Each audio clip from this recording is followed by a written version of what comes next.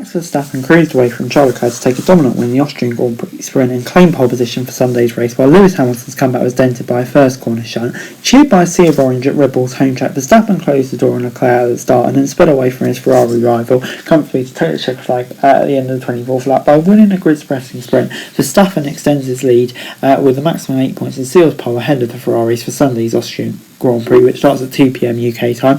The top four all stayed in position in Saturday's mini race, despite Carlos Sainz's best efforts to pass Leclerc, with the Monegasque aggressively forced his teammate wide early on in turn 4. George Russell took fourth for Mercedes, ahead of Sergio Perez in the Red Bull, as he enjoyed a fine comeback from 13th on the grid. Hamilton's recovery less successful, having made contact with Gasly at the start. Gasly squeezed Hamilton, who started a place ahead of him in 9th off the line, and the pair made contact, flinging the AlphaTauri into the air. That dropped Hamilton to 11th, and he was later frustrated by the Haas cars, eventually getting ahead of the feisty Mick Schumacher on the penultimate lap and claiming the last point, scoring in 8th. There was drama before the sprint as Fernando Alonso's car didn't start due to having electrical issues, and they had to retire before it even started, while Zhang Yu's car pulled to a halt ahead of the first start. Zhou started from the pit lane and finished 14th, gaining places thanks to Alex Albon's 5-second penalty, which he picked up for forcing Norris wide. McLaren eventually finished 11th and 12th, and Norris just coming ahead of Daniel Ricciardo.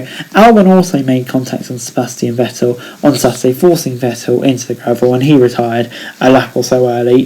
So yeah, I think it's pretty fair to say it was quite an eventful day for Alex Albon. But Verstappen won both races in Spielberg last season, continues that form so far this weekend, which has started perfectly. On Saturday, he followed up, taking pole in qualifying, securing it for Sunday's race, and he wasn't troubled at all on his way to winning by 1.5 seconds. Verstappen's performance isn't just crucial in terms of getting the optimum grid slot for the 71 lap race, it also extends his championship lead from 34 points to 38 over Red Bull teammate Sergio Perez.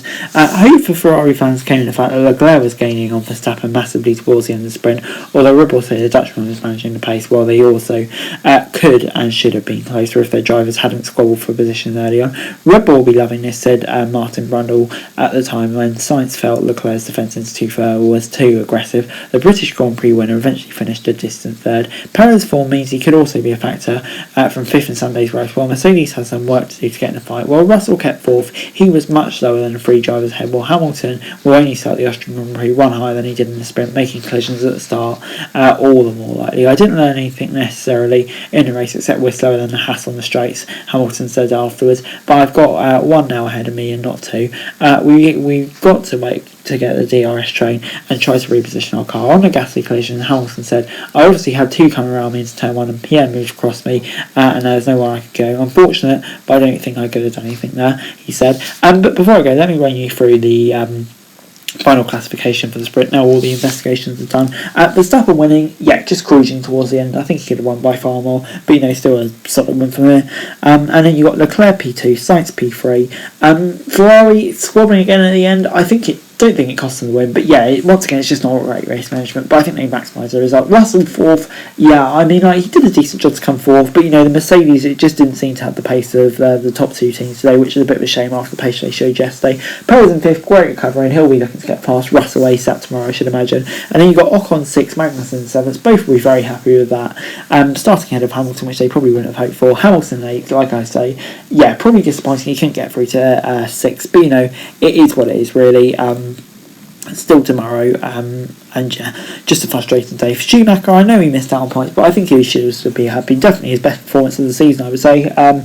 Great defensive work, and starting in a good position for tomorrow. Bottas dropping down to 20th, which is a 9th for Mercedes in a good starting position. Then you got the 2 McLarens, showed better pace today. Ricciardo was closer to Norris as well, which was promising. Stroll in 13th, decent job as well for him, regressing a couple of positions from the qualifying. And then you got Zhou, good recovery from his issues on the formation lap, and then you've got Gasly, just once again another really erratic, strange collision for Gasly. He seems to be having a lot of them this season. He really does need to cut it out.